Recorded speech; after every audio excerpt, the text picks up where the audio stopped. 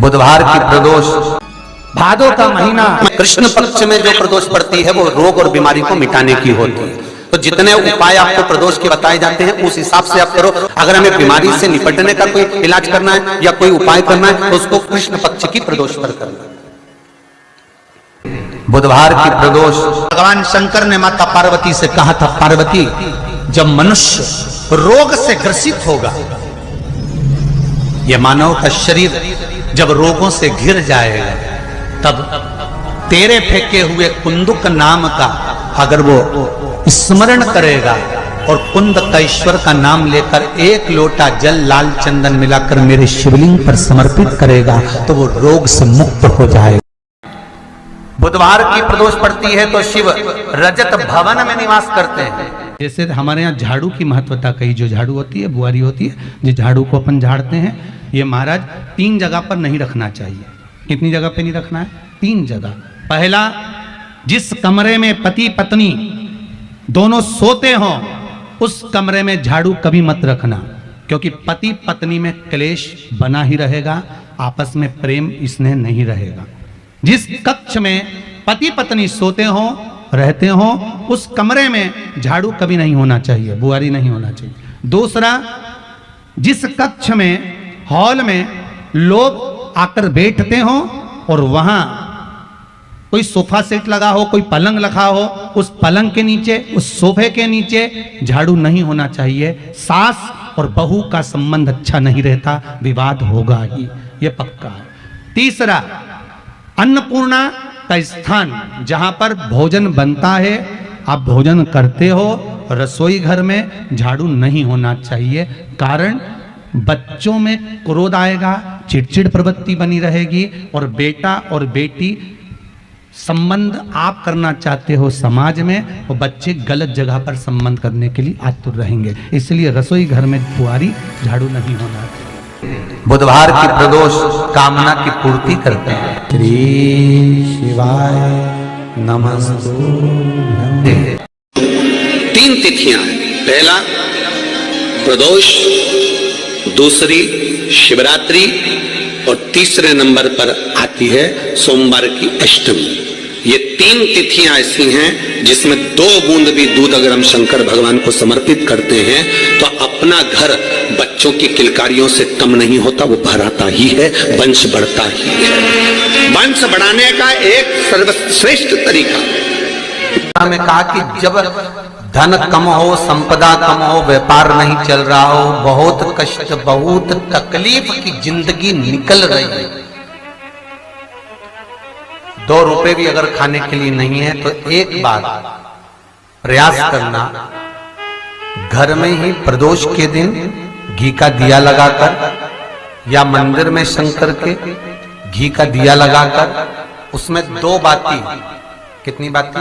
2 बाती रखना। चाहे तुम लंबी रख लो चाहे गोल रख लो, पर रखना 2 ही बाती। घी का दिया लगाकर दुख दहन स्तोत्र का पाठ करो। दारिद्र दुख दहन स्तोत्र का पाठ बाजार में किताब मिल जाएगी, नहीं मिले तो मोबाइल पर सर्च कर लेना, उसमें निकाल लेना, उसका पाठ करो। कम से कम 5 प्रदोष तो करो। और बाबा विश्वास रखना शिव महापुराण पर, अगर पहली प्रदोष पर ही आपने अगर घी का दिया लगाकर आसन लगाकर शंकर के सम्मुख में प्रदोष के दिन प्रदोष काल में शिव की पूजन कर दारिद्र दुख दहन स्तोत्र का पाठ चालू कर दिया तो विश्वास रखना कि 5 प्रदोष तक तो बाबा खुद करुणा कर देगा। आपको मुड़कर नहीं देखना पड़ेगा। नौकरी नहीं लग रही, सर्विस नहीं लग रही, परास्त हो चुके हैं, फॉर्म भर भर कर, दुनिया के हाथ जोड़ जोड़ कर, एक बार महादेव के हाथ जोड़ लो, एक बार उससे कह लो ओम शब्द लिखकर, अक्षर लिखकर उस पर एक बेलपत्र समर्पित कर शिव जी से अपनी कामना कर जो प्रदोष के दिन, प्रदोष काल के अंतर्गत बेलपत्री के वृक्ष की पूजन कर ये नाद कर ओम अक्षर का नाद कर स्मरण कर आता है। ज्यादा से ज्यादा कहेंगे तो 4 दिन 5 दिन में या 6 दिन में मेरा देव अधिदेव महादेव जो समस्या और टेंशन जिंदगी में चल रहा होता है उससे थोड़ा बहुत तो निजात मेरा देव अधिदेव महादेव उसी समय करना प्रारंभ कर। वस्तु दोष हो गया, काल सर्प दोष हो गया, एक बीमार पड़ता एक ठीक होता, फिर बीमार पड़ता फिर ठीक होता, फिर बीमार पड़ता फिर ठीक होता। शिव महापुराण की कथा कर रही है, शंकर भगवान का चरित्र कर। कृष्ण पक्ष में जो प्रदोष पड़ती है, एक पीपल के पत्ते पर कनेर का पुष्प अपने घर के अंदर रख लीजिए प्रदोष के 1 दिन पहले, और प्रदोष वाले दिन उसको बहते हुए पानी में डाल दीजिए। जिंदगी में तो तुम्हारे यहाँ तकलीफ चल रही है, एक उठ रहा है, एक बैठ रहा है, एक बीमार पड़ रहा है, एक ठीक हो रहा है, फिर बीमार पड़ रहा है, फिर ठीक हो रहा है, ये ठीक हुआ, फिर इसको हो गया, फिर इसको कुछ हो गया, फिर किसी को कुछ हो गया, अर्थात शिव का नाम लेकर। और फिर ही ध्यान देना, इस क्रम को करने के लिए आपको तुम रुकेश्वर महादेव का नाम लेना। जिस प्रदोष व्रत का हम वर्णन करते हैं, जिस प्रदोष के दिन का आपको बधाई कल हमने दी थी कि प्रदोष की आपको बधाई हो, प्रदोष शाम का जो समय होता है, प्रदोष काल जो होता है, उसका वर्णन जब हम करते हैं, ये प्रदोष की पूजन का विधान किसने बनाया, ये प्रदोष की पूजन का नियम किसने बनाया, ये प्रदोष की संध्या काल का प्रदोष के समय का पूजन का विधान कौन बनाया, ये प्रदोष के समय पर एक बेलपत्र चढ़ाने का विधान किसने बनाया, प्रदोष के समय पर एक समीपत्र चढ़ने का विधान किसने बनाया, प्रदोष के समय पर अगर मान लो कोई भिखारी से भिखारी व्यक्ति है जो ठेला चला रहा है, उसके पास में खाने के लिए कुछ नहीं है, फटे कपड़े पहन रहा है, उसकी जिंदगी में कुछ भी नहीं बचा और कर्जे में लदालूम हो गया, एक चावल का दाना अगर वो प्रदोष के दिन प्रदोष काल में शाम के समय पर शंकर के शिवलिंग पर चढ़ा देता है तो 3 या 4 प्रदोष में उसका कर्जा चुकना प्रारंभ हो जाता है। प्रदोष का विधान इतना ये प्रदोष का वर्णन करा किसने, इतना प्रदोष की महत्वता बताई किसने, कौन करे इतना वर्णन। अगर प्रदोष की महत्वता बताने वाला कोई है, इसीलिए मेरे शंकर भगवान माता सती को लेकर कुंभज ऋषि के यहाँ, अगस्त ऋषि के यहाँ कथा सुनने के लिए गए थे, क्योंकि उनके बराबर कोई शंकर के महत्व को बता नहीं सकता और प्रदोष के महत्व को नहीं बता सकता। सती मैया को प्रदोष का महत्व बताने के लिए शंकर सती जी को लेकर कुंभज बाबा के यहाँ गए थे, अगस्त ऋषि के। प्रदोष के महत्व को तो जानो सती, तुम प्रदोष के महत्व को तो सती जानो, तुम प्रदोष के महत्व को तो सती पहचानो कि प्रदोष का महत्व क्या होता है, प्रदोष काल का महत्व क्या होता है, प्रदोष के समय का महत्व क्या होता है।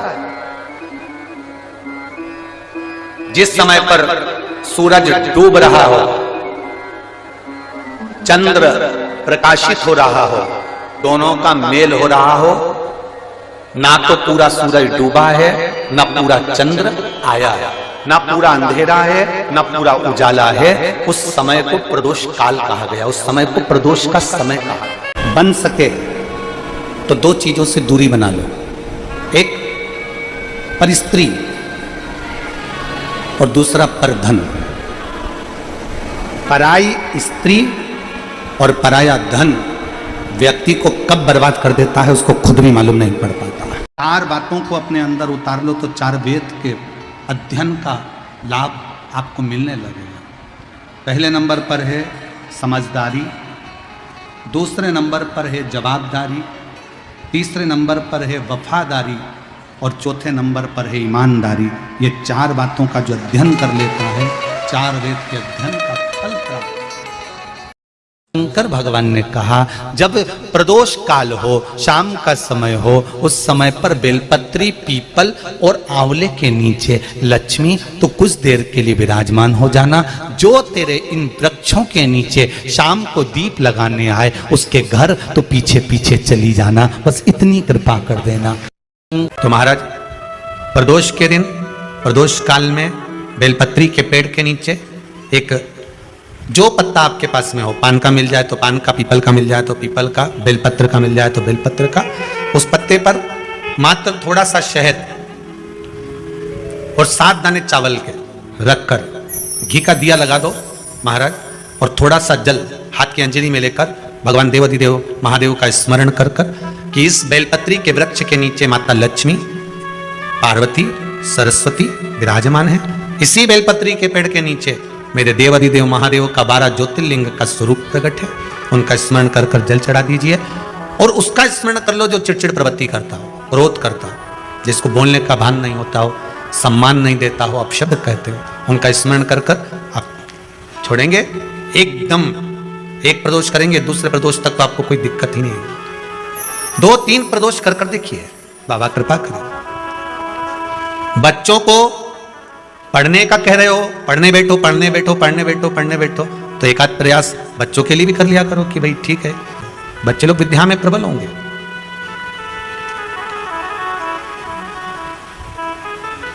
शिव उपासना का जो फल है वह 1000 गुना। प्रदोष का दिन, प्रदोष काल, शाम का समय, भगवान देवाधिदेव महादेव मां जगतजननी पार्वती जी के साथ में भ्रमण करने के लिए।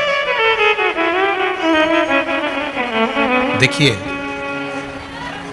अगर प्रदोष का व्रत नहीं कर सकते, प्रदोष के दिन आप व्रत नहीं कर सकते, मान लो आपसे भूखा नहीं रहा जाए, प्रदोष का व्रत नहीं कर सकते, प्रदोष के दिन आप भूखे नहीं रह सकते, मंदिर भी नहीं जा सकते, दिया भी नहीं लगा सकते,